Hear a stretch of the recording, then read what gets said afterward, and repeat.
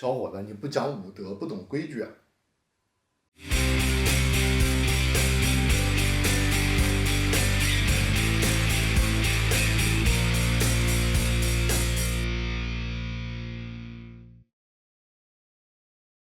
我们知道，万恶的孩之宝在中国大陆发售的调弹发射器呢，都是阉割以后的灰机版，那个性能有多惨不忍睹，就不用我多说了。但幸运的是，我们有工匠大师这个强大的国产第三方，一发短弹就可以打烂美帝国主义坑钱公司的丑恶嘴脸。这个工匠的预言系列，在目前国内市面上的手动调弹发射器当中，不管是可扩展性还是性能的升级上限，都算得上第一梯队的产品。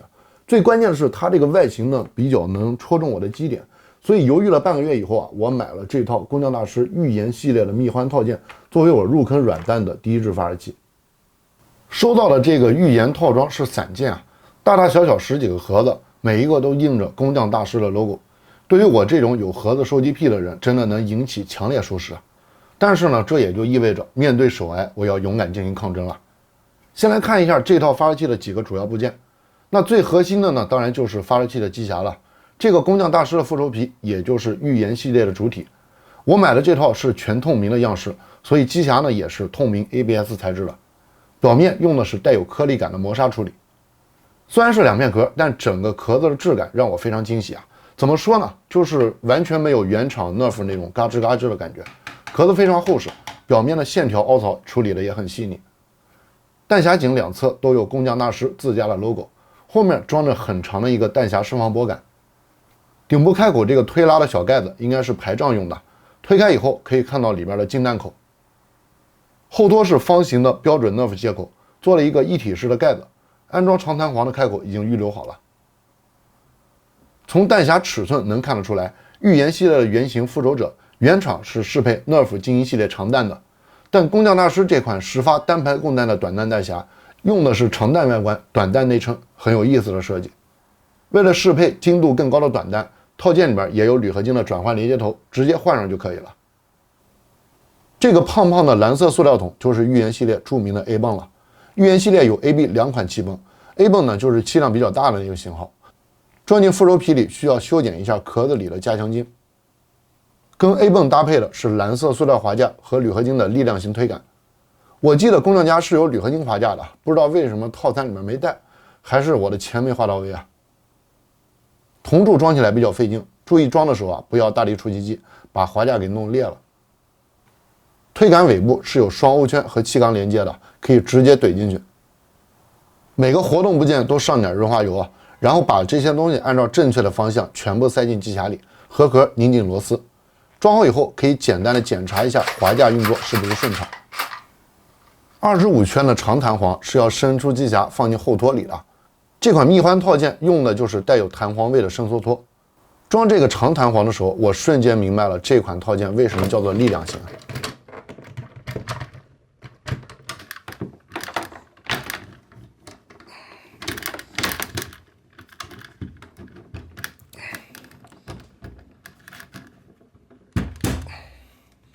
因为弹簧力道非常足，装完以后千万别忘了拧上额外的固定螺丝。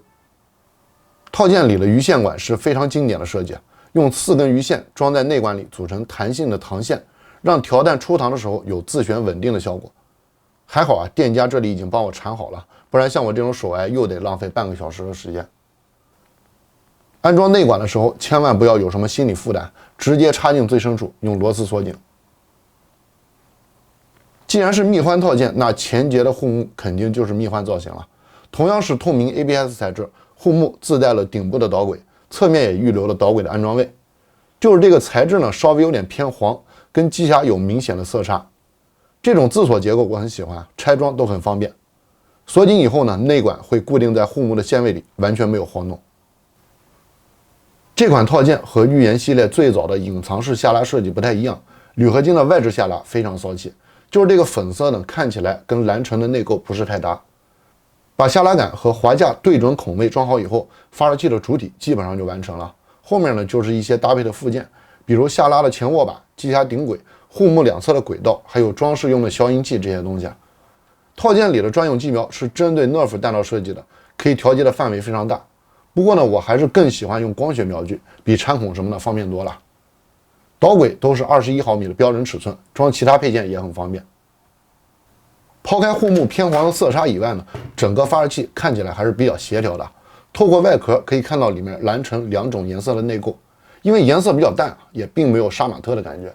而且整个蜜獾短兔的外观搭配这种透明磨砂的设计呢，看着还挺舒服的。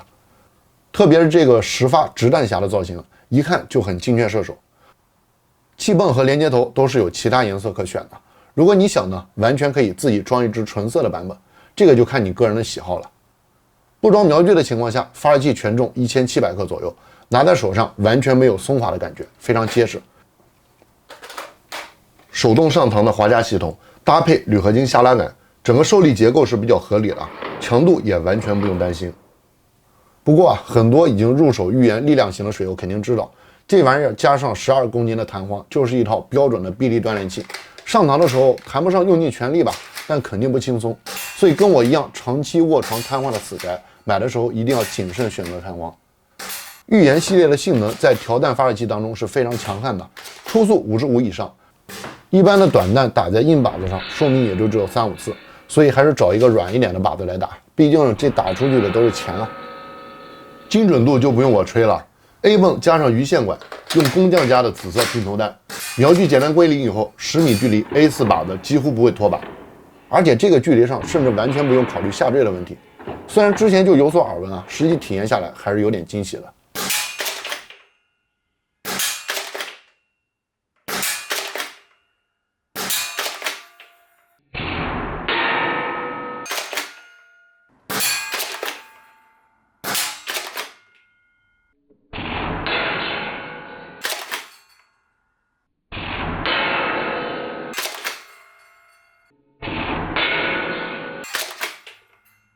严格来说，这支寓言不能算是我入手的第一支软弹发热器了。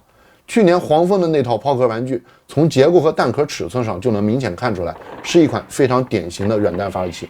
它的弹壳是可以直接装 Nerf 短弹来发射的，所以这套寓言给我的感觉其实并不陌生。而且相比黄蜂那套玩具，寓言除了不能抛壳以外，各方面看来都是要强不少的。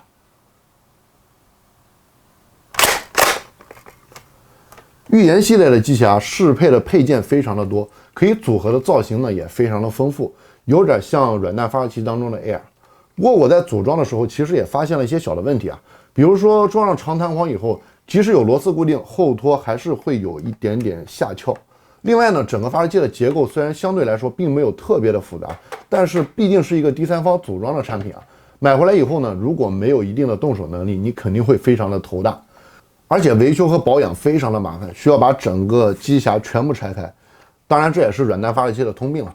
所以心里面呢还是有一点心疼的，因为毕竟这一套蜜獾要800多块钱，肯定不能算便宜了。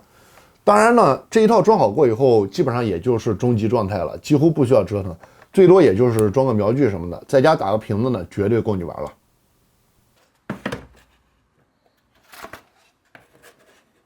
想要了解更多信息，建议你立即扫码关注我的微信公众号，并且下载 SD 杠论坛。最后，祝大家身体健康，再见。